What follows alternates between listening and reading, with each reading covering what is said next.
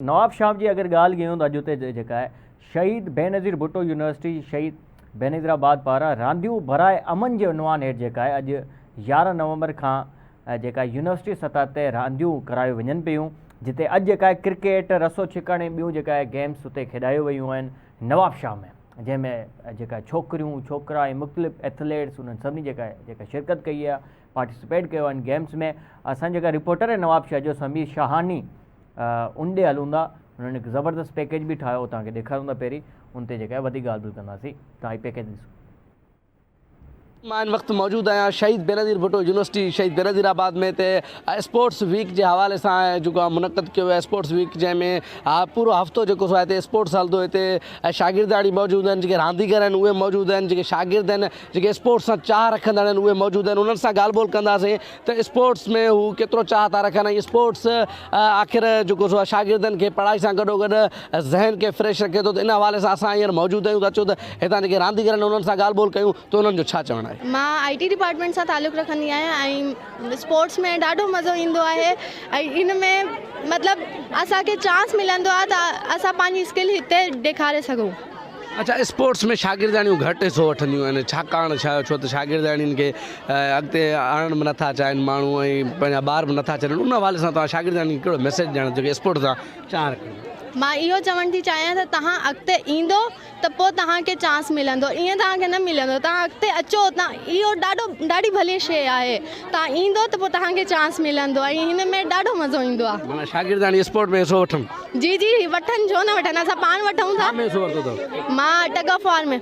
छा था भाई खटे ईंदो या? इंशाल्लाह खटे वेंदासीं। जे हारायो त पोइ न IT कॾहिं न हारायो आहे, अॼु बि न हारींदो। डिपार्टमेंट ऑफ माइक्रोबायोलॉजी जी आहियां ऐं असां टग ऑफ वॉर में वरिती आहे, जेका मुंहिंजी टीम बीठी आहे मूंसां गॾु। मुंहिंजा सपोर्टिव टीचर्स आहिनि, जेका सर बाबर ऐं मैम सनम मूंसां सां गॾु बीठा आहिनि सपोर्ट जे लाइ। ऐं काफ़ी असांजा क्लास जा बि मौजूदु आहिनि हिते छोकिरियूं, बट इहो आहे त इंशाल्लाह खटे वेंदासीं, उमेदु आहे। बाक़ी तव्हां सभिनि जो सपोर्ट खपे ऐं चेयर अप खपे। Thank you so much. मुंहिंजो नालो इमसाल आहे ऐं मां इहो चवणु चाहींदमि त यूनिवर्सिटी में एजुकेशन सां गॾु असांखे एक्स्ट्रा जेके एक्टिविटीज़ आहिनि उन्हनि में बि पार्टिसिपेट करणु खपे।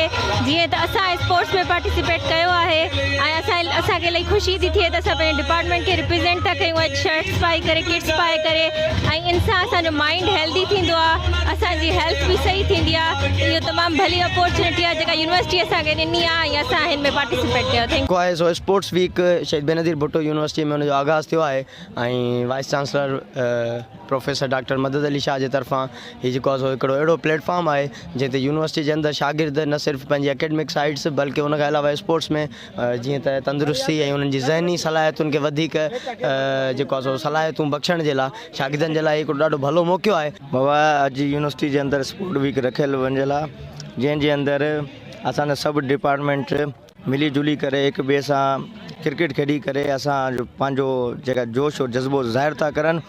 ऐं हिते यूनिवर्सिटी जे अंदरि डिपार्टमेंटनि में अहिड़ा खिलाड़ी बि आहिनि जेका पाकिस्तान लेवल ते बि खेॾी सघनि था ऐं हू पंहिंजी परफॉर्मेंस हिते ॾेखारीनि था। ऐं सुठो हिकिड़ो प्रोग्राम चैनल रखियो वियो आहे असांजी यूनिवर्सिटी में ऐं असां सभु इहो ख्वाहिश रखूं था कि बाबा हितां जेका छोकिरा वञनि ऐं वो पाकिस्तान टीम में खेॾनि। माशाल्लाह बहुत ही अच्छा स्पोर्ट्स वीक है इन्होंने। हम कहना चाहते हैं कि ऐसे स्पोर्ट्स होने चाहिए, फ़न होने चाहिए यूनिवर्सिटी में। आज बहुत बड़ा मुकाबला है IT और इंग्लिश, ये समझ पाकिस्तान और इंडिया का मुकाबला है।